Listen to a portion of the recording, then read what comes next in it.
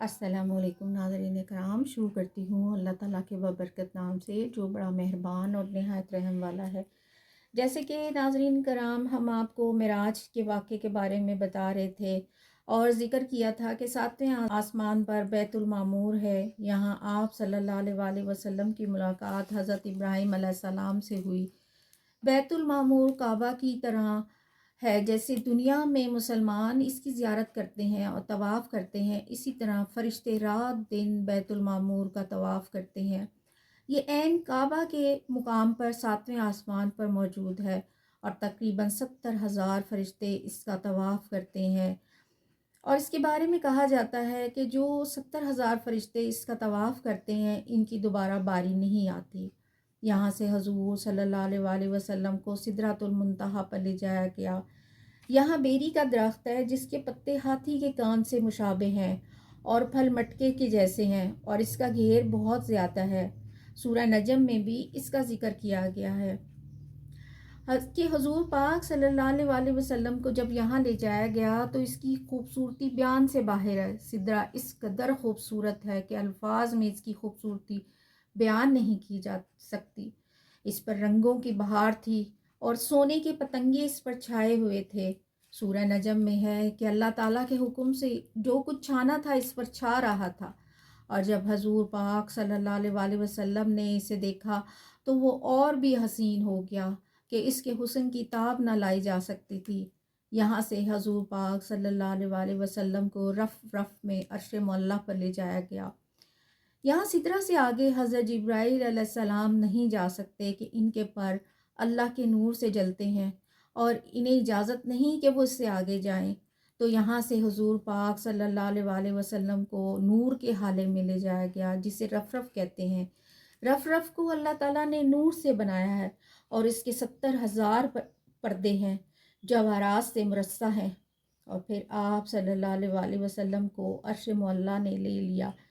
यहाँ आप सल्लल्लाहु अलैहि वसल्लम अल्लाह जल्ले शानाहू के इतने करीब थे कि 2 कमानों का फासला था और यहाँ अल्लाह ने अपने बंदे पर वही फरमाई और नमाज तोहफे में दी गई।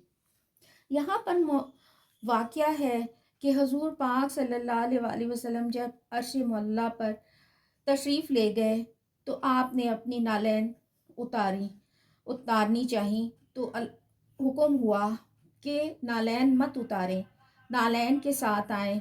हज़रत सल्लल्लाहु अलैहि वसल्लम ने अर्ज़ की, या इलाही, मूसा को हुक्म हुआ था कि वो 40 रोज़े रखें और अपने पाँव से नालैन उतार कर तूर सीनीन पर आए और ये मुकाम तो इससे 1000 दर्जा बेहतर है। मैं क्यों कर नालैन समेत आऊँ?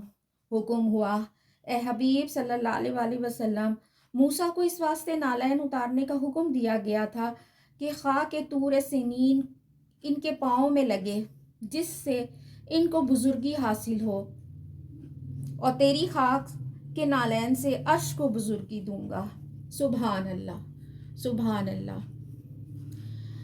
और फिर आप सल्लल्लाहु अलैहि वसल्लम को 50 नमाजें तोहफे में दी गई। जब आप सल्लल्लाहु अलैहि वसल्लम वापस हुए तो हज़रत मूसा अलैहिस्सलाम से मुलाकात हुई।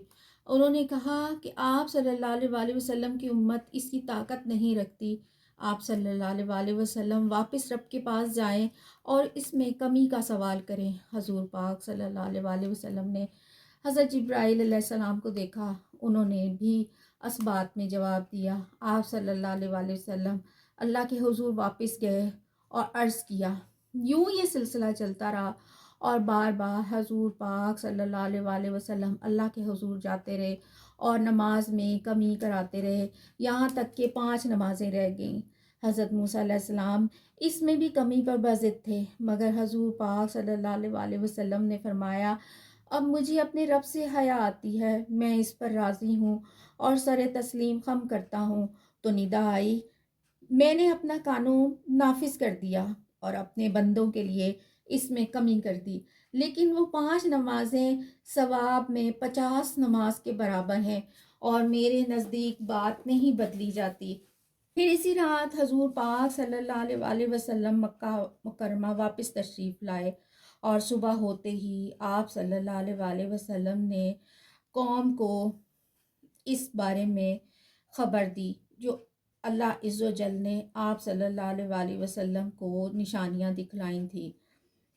تو کسی نے مذاق اڑایا، کسی نے تعجب کا اظہار کیا۔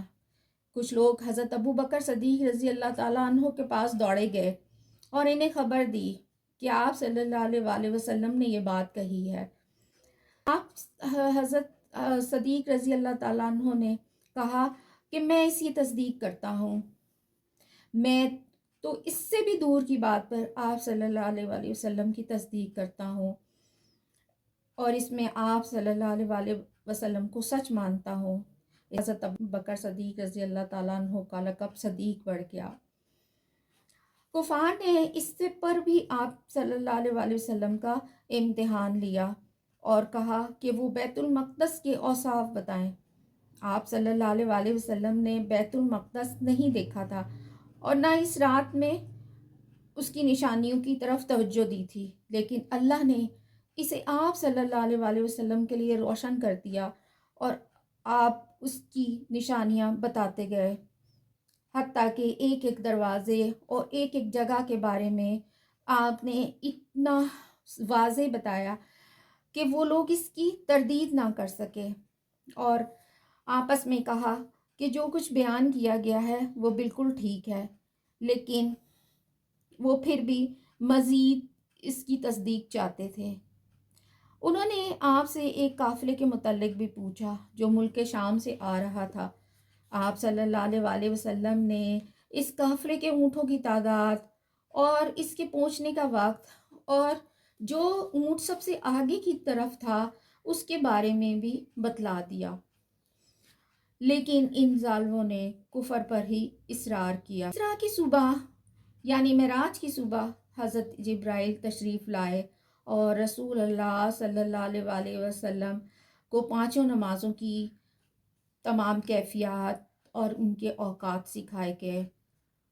اس سے پہلے صرف 2 رکعت نماز ہوتی تھی جو صبح میں اور 2 رکعت شام میں پڑھی جاتی تھی۔